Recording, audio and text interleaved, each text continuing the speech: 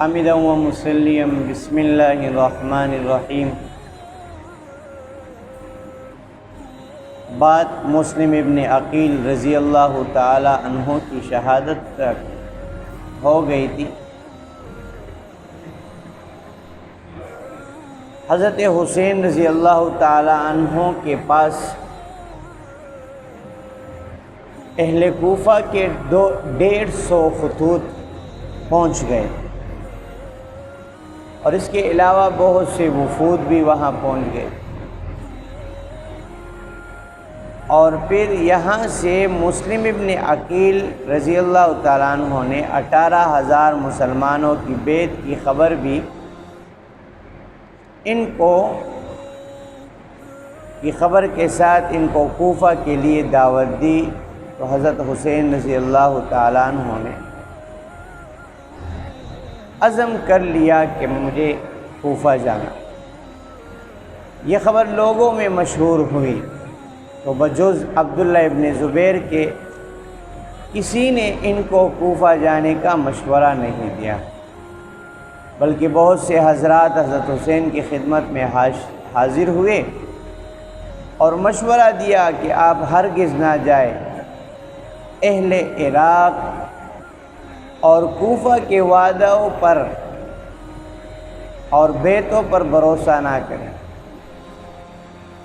عمر بن عبد الرحمن رضی اللہ تعالیٰ عنہ کا مشورہ بھی انہی میں شامل حاضر ہوئے اور فرمایا آپ ایسے شہر جا رہے ہیں جہاں یزید کے حکام اور امراء موجود ہیں، ان کے ساتھ بیت المال ہے، عام لوگوں پر وہ درہم اور دینار کے پرستار ہیں، جو عام لوگ ہیں وہ درہم اور دینار کو چاہتے ہیں،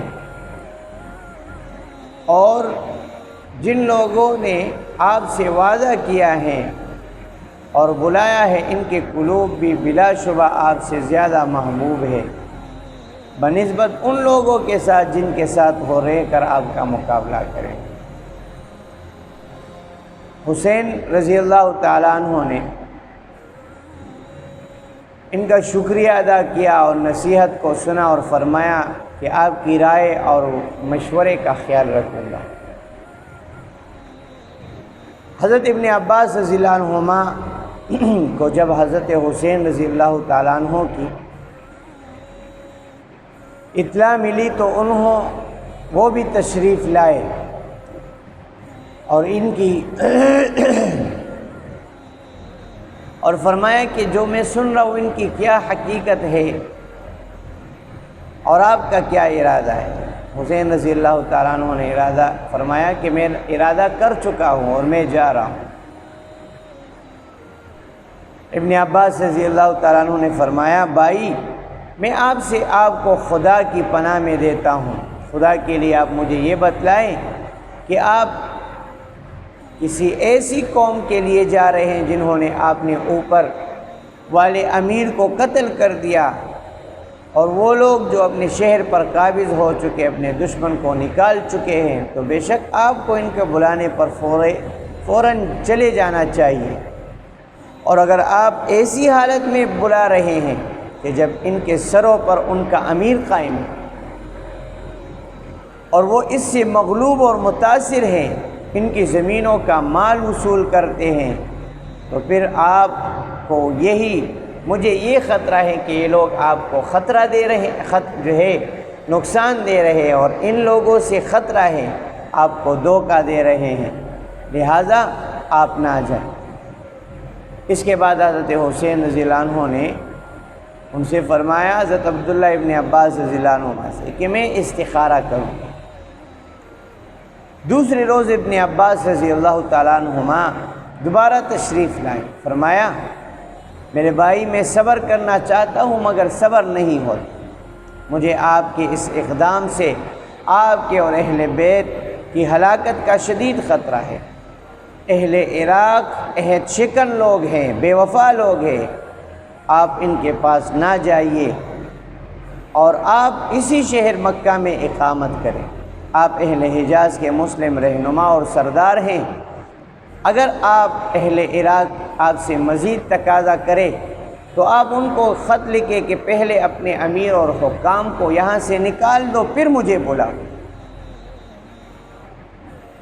ابن عباس رضی اللہ عنہما نے فرمایا میرے بھائی اگر آپ نے جانا طے ہی کر چکا ہے تو خدا کے لیے عورتوں اور اولاد کو اپنے ساتھ نہ لے جائیے، ایسا نہ ہو کہ وہ آپ کے ساتھ آپ کے اہل و عیال کو بھی جو ہے اسی طرح قتل کرے جس طرح حضرت عثمان غنی رضی اللہ تعالیٰ عنہ کے ساتھ ہوا۔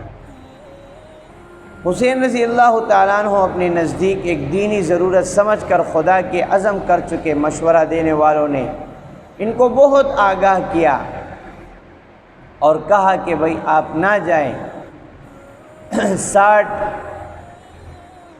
اور ذی الحجہ 60 ہجری کی 3 یا 8ویں تاریخ کو آپ مکہ سے کوفہ کے لیے روانہ ہو گئے۔ اس وقت یزید کی طرف سے مکہ کا حاکم عمرو بن سعید بن العاص مقرر تھا۔ اس کو اس کی روانگی کی خبر ملی تو چند آدمی راستے میں ان کو روکنے کے لیے بھیجے۔ حضرت حسین نے واپسی سے انکار فرمایا اور آگے بڑھے۔ فرزدق شاعر عراق کی طرف سے آتا ہوا ملا، حسین کو دیکھ کر پوچھا کہاں کا قصد ہے؟ حضرت حسین نے ان سے پوچھا یہ بتلاؤ اہل عراق اور کوفہ کو تم نے کیسے پایا؟ اہل فرزدق نے کہا اچھا ہوا آپ نے ایک واقف حال تجربہ سے بات اچھی پوچھی، میں آپ کو بتاتا ہوں اہل عراق کے قلوب آپ کے ساتھ ہے مگر ان کی تلواریں بنو امیہ کے ساتھ ہے۔ تقدیر آسمان سے نازل ہوتی ہے اور اللہ تعالیٰ جو چاہتا ہے کرتا ہے۔ حضرت حسین رضی اللہ تعالیٰ عنہ نے فرمایا کہ تم سچ کہتے ہو، اور پھر فرمایا اللہ ہی کے ہاتھ میں تمام کام اور جو چاہتا ہے وہ میرا رب ہمارے ہر روز نئی شان میں اگر تقدیر الہی ہماری مراد کے موافق ہوئی تو ہم اللہ تعالیٰ کا شکر کریں گے، ہم شکر کرنے میں بھی اس کی اعانت طلب کرتے ہیں کہ ادائے شکر کی توفیق دے، اور اگر تقدیر الہی ہماری مراد میں حائل ہو گئی تو وہ خطا پر نہیں جس کی نیت حق کی حمایت ہو، جس کے دل میں خوف خدا ہو۔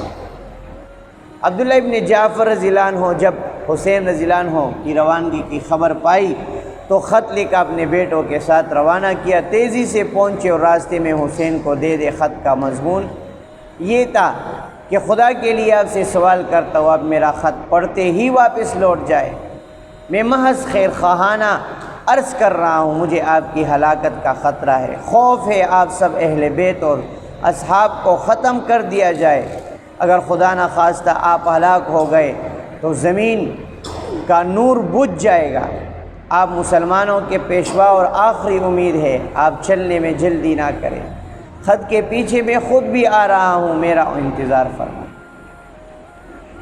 یہ خط لکھ کر عبداللہ ابن جعفر رضی اللہ تعالیٰ عنہ نے میرا پہلے یہ کام کیا کہ یزید کی طرف سے والی مکہ عمرو بن سعید کے پاس تشریف لے گئے اور ان سے کہا کہ حسین کے لیے پروانہ امان لکھ لیں اور اس سے مکہ میں اچھا سلوک کیا جائے۔ عامل مکہ عمرو بن سعید نے پروانہ لکھ دیا۔ عبداللہ ابن جعفر اپنے یحییٰ ابن سعید کو بھی حسین کی طرف بھیجا، جا کر ملے ہو۔ عمرو بن سعید کا خط ان کو سنایا، اس کی کوشش کہ لوٹ جائے۔ اس وقت حسین رضی اللہ عنہ کے سامنے اپنے اس عزم کا ایک وجہ بیان کی کہ میں نے رات کو رسول کریم صلی اللہ علیہ وسلم کو خواب میں دیکھا اور میں آپ کی اس خواب کی حکم بجانے کے لیے جا رہا ہوں۔ انہوں نے پوچھا خواب کیا ہے؟ کہا خواب کسی سے بیان نہیں کروں گا یہاں تک کہ اپنے پروردگار سے ملوں۔ بالآخر حسین رضی اللہ تعالیٰ عنہ اپنی جان اور اولاد کے خطرات سب کے خیرخواہانہ مشوروں نے بھی ان کے عزم مصمم کو کوئی کمزوری پیدا نہیں کی اور وہ کوفہ کے لیے روانہ ہو گئے۔ ابن زیاد کوفہ کی طرف سے حسین رضی اللہ عنہ کے مقابلے کی تیاری میں نکلے اور اطلاع جب ملی تو اس کے پولیس کے افسر حسین بن نمیر کو آگے بھیجا کہ قادسیہ پہنچ کر مقابلہ کی تیاری کر۔ حسین جب مقام حاجر پر پہنچے تو اہل کوفہ کے نام خط لکھ کر قیس ابن مسعد کے روانہ کیا۔ خط میں آنے کی اطلاع اور جس کام کے لیے ان کو اہل کوفہ بلایا تھا اس پہ پوری کوشش کی، ہدایت کی۔ قیس جب یہ خط لے کر قاسیہ تک پہنچے تو یہاں ابن زیاد پولیس کے انتظامات تھے، ان کو گرفتار کر کے ابن زیاد کے پاس دے دیا۔ ابن زیاد نے ان کو حکم دیا کہ قصر عمارت پر اوپر چڑھ جاؤ اور قصر عمارت کی چھت پر حضرت حسین رضی اللہ عنہ کو سب و شتم کرو۔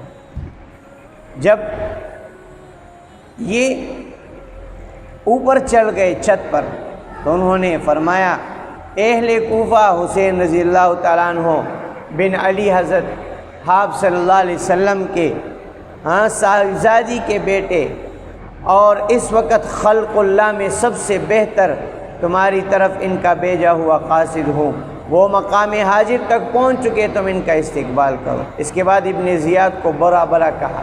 ابن زیاد نے حکم دیا کہ قصر عمارت کی چھت سے ان کو گرا کر پھینک دیا جائے۔ عبداللہ ابن موتی حضرت حسین کی طرف بڑھ رہے تھے، راستے میں ایک پڑاؤ پر اچانک عبداللہ ابن موتی ملاقات جب ہوئی تو حسین کو دیکھ کر کھڑے ہو گئے، عرض کیا، میرے ماں باپ آپ پر قربان، کہاں جا رہے ہیں، کیا مقصد ہے؟ حسین رضی اپنے ارادہ بتلایا۔ عبداللہ رضی اللہ تعالیٰ عنہ نے الہا و زاری سے عرض کیا کہ آپ کو عزت، اللہ کی عزت، رسول اللہ کی عزت کا واسطہ قسم دیتا ہوں، حرمت قریش اور حرمت عرب کا واسطہ دیتا ہوں کہ آپ ہرگز اس طرح مت کریں اور واپس چلے جائیں۔ لیکن حسین رضی اللہ تعالیٰ عنہ نے اپنا ارادہ ملتوی نہیں کیا اور کوفہ کی طرف روانہ ہو۔ مسلم ابن عقیل کی قتل کی خبر پا کر حضرت حسین رضی اللہ تعالیٰ عنہ نے اپنے ساتھیوں سے مشورہ کیا کہ محمد بن اشعث سے یہ عہد لیا تھا کہ ان کے حالات کی اطلاع حسین کو پہنچا دیا تھا، تو وہ خط ملی ان کو۔ مسلم ابن عقیل کے عزیزوں نے جب یہ سنا تو انہوں نے کہا کہ ہم اب قصاص لیں گے۔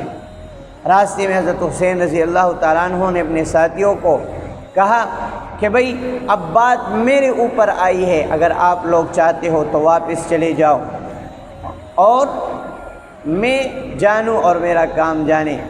ابن زیاد کی طرف سے ابن زیاد ایک حضرت حسین ان کے ساتھ ہی چل رہے تھے، دوپہر کے وقت سے کچھ چیزیں حرکت کرتی ہوئی، جب انہوں نے غور کیا تو ایک لشکر آ رہا تھا۔ جب پہنچ گئے تو اس میں اپنے اصحاب سے فرمایا، سب لوگ خوب پانی پی لو، گھوڑوں کو سیراب کرو۔ حر ابن یزید حسین ابن نمیر نے 1000 کی دے کر قاسیہ سے بھیجا تھا۔ یہ لشکر آ کر حسین کے مقابل ٹھہر گئے یہاں تک کہ ظہر کے نماز کا وقت آ گیا۔ اب حسین رضی اللہ عنہ نے مؤذن کو فرمایا اذان دو، اور ان کو کہا کہ آپ نماز علیحدہ پڑھیں گے ہمارے ساتھ؟ انہوں نے کہا ہمارے ساتھ پڑھیں گے۔ اس کے بعد کہا، اے لوگو، حضرت حسین رضی اللہ تعالیٰ عنہ نے خطبہ دیا، اے لوگو، اللہ کے سامنے تمہاری یہ عذر رکھتا ہوں، میں اس وقت یہاں آنے کا ارادہ نہیں رکھتا جب تک تمہارے خطوط نہیں آئے۔ جب تمہارے خطوط آئے، تمہارے بلانے پر میں یہاں آ گیا۔ اب تم لوگوں نے یہاں تمہارا، اگر تمہیں میرا آنا یہاں ناگوار لگا ہے تو میں واپس چلا جاؤں گا۔ تقریر سن کر خاموش رہے۔ حسین نے مؤذن کو اقامت کہنے کا حکم دیا اور حر ابن یزید سے خطاب کر کے فرمایا، تم اپنے لشکر کے ساتھ علیحدہ پڑھو گے ہمارے ساتھ؟ انہوں نے کہا ہم آپ کے ساتھ ہی پڑھیں گے۔ اس کے بعد عصر کا وقت آ گیا، پھر حسین رضی اللہ عنہ نے نماز پڑھائی، سب شریک جماعت ہوئے۔ عصر کے بعد حضرت حسین رضی اللہ عنہ نے پھر خطبہ دیا، اے لوگو، تم کو اللہ سے ڈراتا ہوں، اللہ کی رضا کا سبب ہوگا، ہم اہل بیت اس خلافت کے لوگوں کے زیادہ حقدار ہیں جو حق کے خلاف اس کا دعویٰ کرتے ہیں۔ میں نہیں چاہتا کہ اور تمہارے قاصد مجھ تک پہنچتا ہی تھے، میں لوٹ جاتا ہوں۔ اس وقت حر ابن یزید نے، ہمیں ان خطوط اور وفود کی کچھ خبر نہیں ہے۔ حر ابن یزید کا، پھر مجھے اس آپ سے قتال کرنے کا حکم نہیں دیا گیا، بلکہ یہ حکم دیا گیا ہے کہ آپ سے اس وقت جدا نہ ہوں جب تک آپ کوفہ نہ پہنچا دوں۔ آپ ایسا کر سکتے ہیں کوئی ایسا راستہ جو کوفہ نہ پہنچائے نہ مدینہ، یہاں تک کہ ابن زیاد کو خط لکھو، آپ بھی یزید کو اپنے زیاد کو لکھیں، شاید میرے لیے کوئی ایسا مخلص پیدا کر دے میں آپ کے مقاتلہ اور آپ کی ایذا سے بچ جاؤں۔ حضرت حسین رضی اللہ تعالیٰ عنہ کا تیسرا خطبہ۔ اے لوگوں، رسول کریم نے فرمایا جو شخص ایسے بادشاہ کو دیکھے جو اللہ کے حرام کو حلال سمجھے اور اللہ کے عہد کو توڑ دے، سنت اور رسول اللہ کی مخالفت کرے، اللہ کے بندوں کے ساتھ گناہ اور ظلم وعدوں کا معاملہ کرے، یہ شخص اس کے ایسے افعال دیکھنے کے باوجود کسی قول اور فعل اور اس کی مخالفت نہ کرے تو اللہ کے ذمے ہیں کہ اس کو بھی ظالم بادشاہ کے ساتھ اسی مقام دوزخ میں پہنچا دے۔ آپ کو یہ بھی معلوم ہے یزید اور اس کے عمراء حکام شیطان کی پیروی اختیار کر رہے ہیں اور رحمان کی اطاعت چھوڑ بیٹھے ہیں، زمین میں فساد، حدود الہیہ کو معطل کر دیا، اسلامی بیت المال کو اپنا ملک سمجھ لیا، اللہ کے حرام کو حلال کر ڈالا اور حلال کو حرام ٹھہرا دیا۔ میں دوسروں سے زیادہ حقدار ہوں، میرے پاس تمہارے خطوط وفود پہنچ کر میں یہاں تمہارے ساتھ نہیں چھوڑوں گا اور میری جان کو اپنی جانوں کو برابر سمجھو گے۔ اب اگر تم اپنی بیت پر قائم ہو تو ہدایت پاؤ گے۔ رسول کریم کے لخت جگر فاطمہ کا بیٹا ہوں، میری جان آپ لوگوں کی جانوں کے ساتھ، میرے اہل و عیال آپ لوگوں کے اہل و عیال کے ساتھ، تم لوگوں کو میری اتباع کرنا چاہیے۔ ترماح بن عدی کا اسی حال میں چار آدمی کوفہ سے حسین کی مدد کے لیے پہنچے، جس میں ترماح بن عدی حرم نے زید نے چاہیں گے انہیں گرفتار کر کے واپس کر دے، مگر حسین رضی اللہ عنہ نے فرمایا یہ میرے مددگار اور رفیق ہیں، ان کی ایسی حفاظت کروں گا جسے اپنی ذات۔ حسین رضی اللہ عنہ نے ان لوگوں سے کوفہ کے حالات دریافت کیے، انہوں نے کہا بڑی رشوتیں دی گئی ہیں، تیلے ان لوگوں کے بر دیے گئے ہیں، باوجود جب مقابلہ ہوگا تلوار ان کی بھی آپ کے مقابلے میں آئے گی۔ اس کے بعد ترماح ابن عدی جب حسین کے ساتھ میں شامل ہوئے تو آپ سے عرض کیا دیکھتا ہوں کہ آپ کے ساتھ کوئی طاقت نہیں ہے، جماعت نہیں ہے، مشورہ یہ ہے کہ آپ موجودہ لشکر کے سوا بھی نہ آئے تب بھی ان پر غالب نہیں آ سکتے، تو کوفہ سے نکلنے سے پہلے کوفہ کے سامنے آپ کا مقابلہ آنے والا اتنا بڑا لشکر دیکھ چکا ہوں جو اس سے میری آنکھ نہ دیکھا، خدا کی قسم ایک بالش بھی ان کی طرف نہ بڑھے، میرے ساتھ چلے، آپ کو پہاڑ آجا میں ٹھہراؤں گا، آپ وہاں محفوظ رہیں گے۔ حسین رضی اللہ تعالیٰ عنہ نے اس وقت رات کے وقت جو ہے بیٹھے ہیں اور چلتے رہے اور نصر ابن مقاتل تک پہنچ گئے، یہاں پر پہنچ کر آپ پر غنودگی آئی، اور جب غنودگی ہوئی تو انا للہ و انا الیہ راجعون پڑھ کر جو ہے آواز نکالی اور بیدار ہوئے۔ صاحبزادے علی اکبر نے سنا تو گھبرا کر سامنے آئے، پوچھا کیا بات ہے؟ فرمایا دیکھ میں نے خواب دیکھا، کوئی گھوڑے سوار میرے پاس آیا اور اس نے کہا کچھ لوگ چل رہے ہیں، ان کی موتیں ان کے ساتھ چل رہی ہے، اس میں سمجھا کہ یہ ہماری موت ہے، یہ ہماری موت ہے۔ اس کے بعد صاحبزادے نے عرض کیا ابا جان ہم حق پر ہیں۔ آپ نے فرمایا قسم ہے اس ذات کی سب بندگان خدا کا رجوع، اگر ہم حق پر ہیں تو حق کے لیے لڑیں گے۔ اس کے بعد حسین رضی اللہ عنہ روانہ ہوئے اور مقام نینوا تک پہنچے تو ایک سوار کوفہ کی طرف سے آتا ہوا نظر آیا، یہ سب اس کے انتظار میں اتر گئے۔ حر ابن یزید کو سلام کیا، حسین رضی اللہ عنہ کو سلام بھی نہیں کیا۔ حر کو ابن زیاد کا ایک خط کہ جس وقت تمہارا یہ خط تجھے ملے تم حسین پر میدان تنگ کر دو، ان کے کھلے میدان کے سوا کسی پناہ کی جگہ میں نہ اترنے دو اور ایسے میدان کی طرف لے جاؤ جہاں پانی نہ ہو۔ میں نے اس قاصد کو حکم دیا جب تک میرے اس حکم کی نہ کر دو تمہارے ساتھ رہے۔ حر نے اس مضمون کو حضرت حسین رضی اللہ عنہ کو سنایا اور کہا کہ اس وقت میرے سر پر جاسوس مسلط ہے، کوئی مصلحت نہیں کر سکتا۔ یہاں تک جو ہے ان پر پانی بند کر دیا گیا، مزید انشاءاللہ بات ہوگی۔ ھذا وآخر دعوانا ان الحمدللہ رب العالمین۔